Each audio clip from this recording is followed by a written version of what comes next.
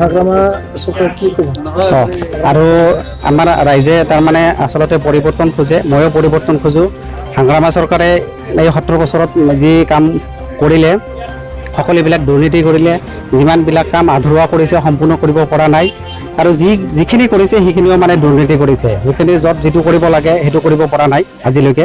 আৰু সেই পৰিৱৰ্তনৰ কাৰণে আমি আজি EPPL মানে যোগদান কৰি EPPLটো ভাল এটা আদৰ্শত নিয়াৰ কাৰণে আমি ইচ্ছা কৰিছোঁ বা চিন্তা ভাৱনা কৰি আছোঁ।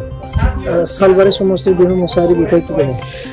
আৰু এটা মানে কথা, আমাৰ 21 নম্বৰ শালবাৰী সমষ্টিৰ আমাৰ যিটো কেণ্ডিডেট মানে বিনোদ মুছাহাৰী ডাঙৰীয়া মানে এজন আদৰ্শৱান ব্যক্তি, তাৰপিছত শিক্ষিত ব্যক্তি, আমাৰ শিক্ষিত ব্যক্তি মানে আমাৰ তেনেকুৱা কেণ্ডিডেট লাগে আৰু যাতে শিক্ষিত ব্যক্তিয়ে আমাক ভাল সমষ্টিৰ উন্নতি কৰিব পাৰে, দেশৰ উন্নতি কৰিব পাৰে। সেইকাৰণে আমি তেনেকুৱা ব্যক্তিক আমি ছাপোৰ্ট কৰিছোঁ আৰু দলত যোগদান কৰিছোঁ। আপুনি চালবাৰী ব্লক বিপিএফৰ এটা নেতা আজি EPPL যোগদান দিলে, কি কাৰণে? হয়, তাৰমানে আজি চাওক, BTADত সৃষ্টি হোৱাৰ পিছৰে পৰাই আমাৰ PTCত BPF দলটোৱে মানে চৰকাৰ চলাই আছে।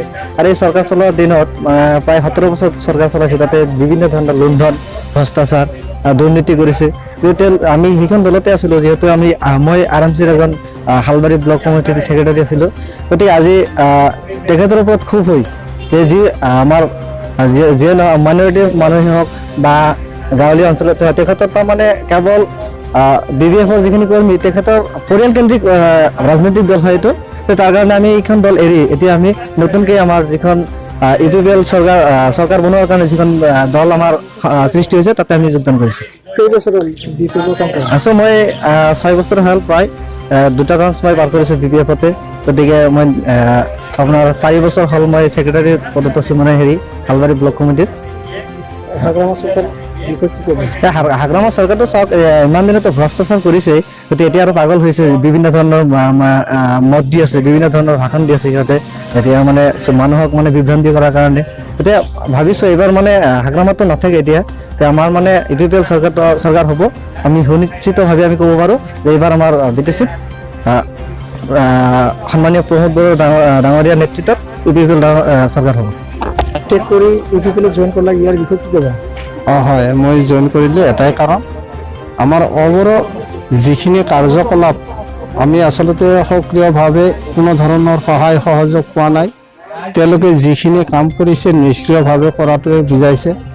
যেনে আজি আমি সেই বিষয়ত কোনো ধৰণৰ সহায় সহযোগ ইত্যাদিকে যিখিনি হয়তো কৰিছিল, তেওঁলোকৰ নিজৰ বিষয়সমূহৰ ভিতৰতে হয়তো কিছু কাৰ্য ভগাই লৈ সিহঁতে কাম চলাইছে, আৰু সেয়েহে আজি আমি তেওঁলোকক ত্যাগ কৰিবলৈ বাধ্যতা হৈছোঁ। আৰু হীৰাচৰণীয়া অবৰো পাৰ্টি কৰি আছে, ইয়াৰ বিষয়ে কি ক'ব?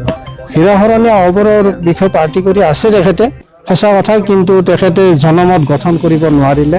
তেখেতে যিখিনি স্বাৰ্থত হয়তো অসমবাসীক হয়তো দিছিলে, কিন্তু তেওঁলোকে তাৰ বিষয়ত একো কৰি দিব নোৱাৰিলে। আৰু সেয়েহে আমি হীৰাচৰণীয়াৰ হয়তো আমি একমত নহয়, আৰু তেওঁলোকৰ এই দ্বিধাবোধৰ থকাৰ কাৰণে আমি তেওঁলোকৰ পাৰ্টিৰ পৰা তাৰমানে ওলাই আহিবলৈ বাধ্য। আজি অবৰৰ পৰা ঠিক কৰি EPPL জইন কৰিলে, কি আপোনাৰ উদ্দেশ্য কি ক'ব? উদ্দেশ্যটো মানে কি যথেষ্ট আছে, উদ্দেশ্য আছেও নাইও বা তেনেকুৱা। আজিতো 17 বছৰে আমি চালোৱে, বা BPF চৰকাৰখনকো চালোঁ, তাৰপিছত অবৰৰ হৈ যিকেইটা আমাৰ লিডাৰশ্বিপত আছে তেওঁলোককো চালোঁ, কিন্তু পৰিৱৰ্তনটো আৰু একোৱেই নহ'ল। গতিকে সকলো চিন্তা চৰ্চা কৰি EPPLত আজি যোগদান কৰিছোঁ মই। হাগ্ৰামা চৰকাৰৰ বিষয়ে কি ক'ব? হাগ্ৰামা চৰকাৰৰ বিষয়ে সকলোৱে জানেই, গতিকে সেইটো কথা মোৰ ক'বলগীয়া একো নাই। বা তেখেতে যি কাম কৰি আছে, যিখিনি দুৰ্নীতি কৰি আছে, সেইখিনি সকলোৱে দেখি আছে, আপোনালোকে দেখি আছে। গতিকে তাত বিশেষ মই ক'ব লগা নাই, চবেই চাই আছে, চবেই দেখি আছে সেই কথাটো। সাংসদ হীৰাচৰণীয়াৰে BTC দখল কৰিম বুলি কৈছিল, ইয়াৰ বিষয়ে কি ক'ব? হীৰাচৰণীয়াটো মানে কি, তেখেতে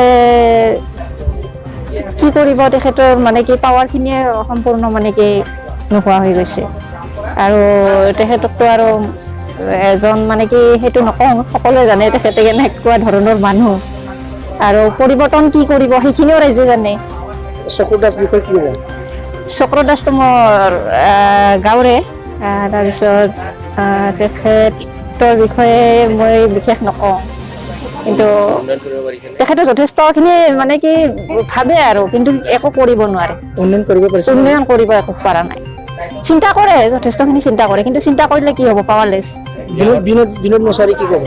বিষয়ে কি ক'ব? তেখেতে যাওক, তেখেতৰ আমি কামখিনি চাওঁ। আমিতো নতুন নতুন একোজন আমি নেতা আমি বিচাৰো, মানে কি চব পুৰণিখিনিকে আমি যদি বাট চাই থাকো, তেওঁলোকে কিবা এটা কৰিব এনেকে থাকিলে আমাৰ কি হ'ব? গতিকে নতুন মানুহ আহক, আৰু নতুন মানুহ অহাটো আমি বিচাৰো। তেখেতে কি কৰে সেইখিনিও চাওঁ আমি।